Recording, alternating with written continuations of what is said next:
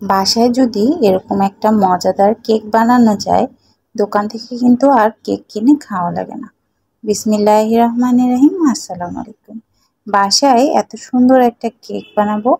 আজকের ভিডিওটা আমি বিকাল থেকেই শুরু করেছি, যেহেতু বাসায় আছি এজন্য একটু মজার মজার নাস্তা তৈরি করি, এটাই আপনাদের সাথে শেয়ার করছি। আর আজকে আমি কেক রেসিপিটা করে দেখাচ্ছি।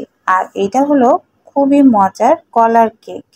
এটার জন্য আমি একটু তেল ব্রাশ করে নিয়েছি একটা টিফিন বক্সের ভিতরে, আর সাথে একটু চিনি ছিটিয়ে দিচ্ছি ক্যারামেলের জন্য। চিনিগুলো আমি বেশি পুড়াবো না, কারণ পরে যখন কেক বসাবো তখন এমনিই চিনিগুলো পুড়ে যাবে। আর সুন্দর করে এভাবে করলে কলাগুলোকে আমি মাঝখানে করে অর্ধেক করে নিচ্ছি। আপনারা যদি বড় কলা নেন তাহলে 3টা কলা নিলেই হয়ে যাবে। আমি যেহেতু ছোট কলা নিয়েছি এজন্য 4টা কলা নিয়েছি। আর কলাগুলোকে এভাবে খোসা ছাড়িয়ে এভাবে মাঝখানে অর্ধেক করে সুন্দর করে বিছিয়ে দিচ্ছি। এইটা কিন্তু নিচের দিকের একটা মানে যেটা উপরে আসবে, শো আসবে, ওই জায়গাটায় এটা দেখা যাবে কলাগুলা। আর আপনারা চাইলে কিন্তু কলাগুলাকে ব্লেন্ডারে ব্লেন্ড করেও দিতে পারেন, ওইটাতেও কিন্তু কেকটা অনেক মজা হবে। তো আমি এভাবে করে কলাগুলা দিয়ে দিচ্ছি। আর কলাগুলা এভাবে দিলে কলাগুলা কিন্তু সুন্দর একদম যেভাবে আছে ওইভাবেই থাকবে। আর এটার প্যাটার্নটা কিন্তু বানানো খুবই সহজ। আর আমি এটার জন্য মাত্র একটা ডিম দিয়ে দিচ্ছি। মাত্র একটা ডিম দিয়ে কেক, বিশ্বাস করা যায়? আর এত মজার, আর বানালে অবশ্যই 4-5 জন করে খেতে পারবেন। আমি একটা ডিমকে খুব ভালো করে গ্রেটারে দিয়ে গ্রেট করে নিচ্ছি। এটা কিন্তু আমি ইলেকট্রিক গ্রেটারে দিই নেই, এটা যা হ্যান্ড গ্রেটার দিয়ে গ্রেট করে নিচ্ছি। আর সাথে দিয়ে দিচ্ছি 1/2 কাপ পরিমাণ তেল।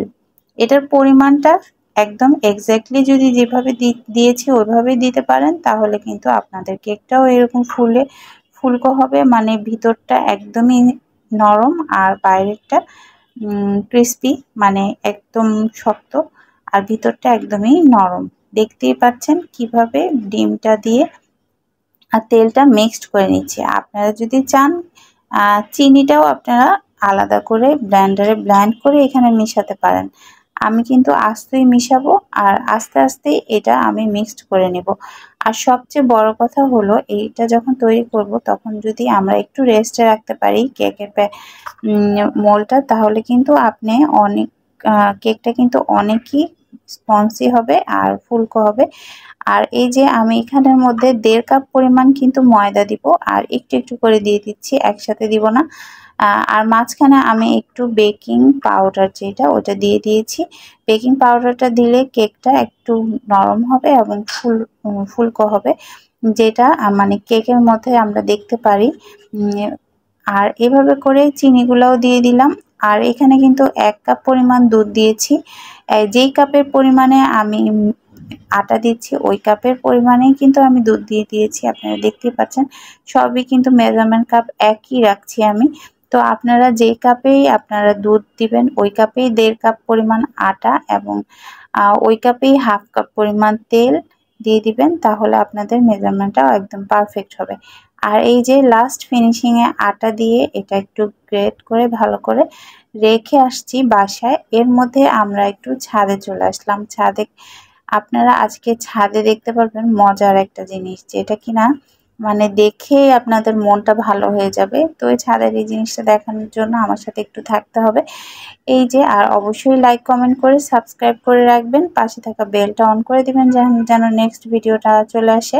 আর ছাদে আমরা রংধনু দেখে আসলাম। রংধনুটা দেখে মাগরিবের আজান দিয়ে বাসায় চলে আসছি।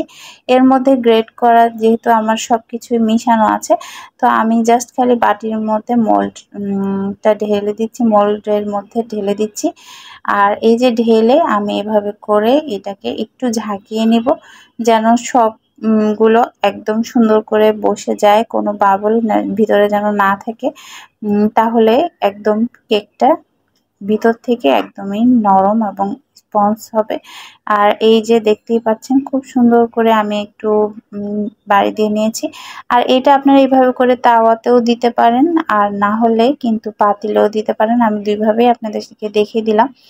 আর এইভাবে করে তাওয়ায় দিলে কিন্তু ঢাকনা দিয়ে কম আঁচে 30 মিনিটের বেশি রাখা যাবে না, একদম 30 মিনিট পারফেক্ট।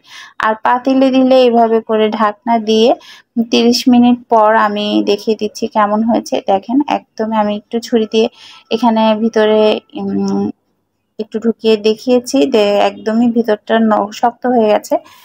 আর এই যে কেকটা কি সুন্দর হয়েছে, এরকম কেক কিন্তু হলে বিকালের নাস্তা চায়ের সাথে আর কিছু লাগে না। এখানে কিন্তু কেকটা মানে আপনি যতই খাবেন ততই মনে হবে যে আরেকটু খাই আরেকটু খাই এই টাইপের। তো সবাই ভালো থাকবেন, সুস্থ থাকবেন। অবশ্যই আমার ফেসবুক পেজটাও ভিজিট করে আসবেন এবং লাইক কমেন্ট দিয়ে পাশেই থাকবেন। আল্লাহ হাফিজ, আসসালামু আলাইকুম।